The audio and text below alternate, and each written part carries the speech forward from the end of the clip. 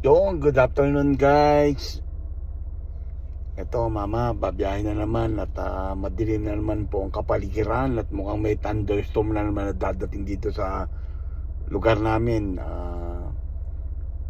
May biyahe po mama ngayong hapon na ito. Susuungin natin kung umulan man o malakas o hindi. Basta ang mahalaga ay makarating po ang mama sa pupuntahan, ano.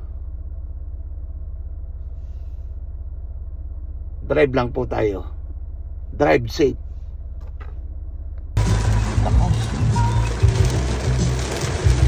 Oh, zero visibility talaga. Kaya ano ito.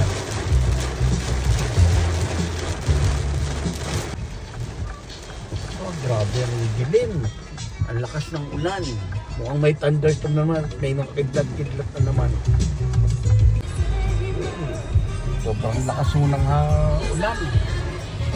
Halos nagbabaha na ho yung kalsada. Lakas ng hangin. Zero visibility. Hindi na ho makita ang kalsada. Medyo na dito na ho. Nakarating na sa loob.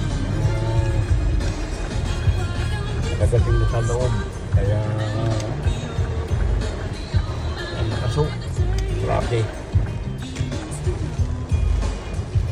Yung tigil po muna mama sa may bubong at alam na baka may sumamang hail delicate tayo dyan, ano.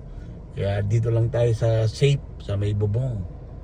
Baka bumanat kawawa-awa naman ang ating sasakyan, ano mga kapatid.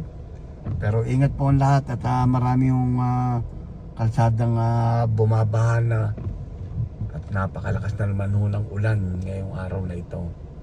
Araw-araw tuwing hapon hanggang gabi bumabanat. Yun, anak ng baka. Wala na ang ulan. Ito, maganda na naman ang biglang lumiwanag.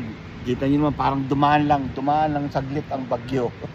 Ganun ho katindi ang ulan dito araw-araw. Kaya ingat po lahat at may mga bahang lugar.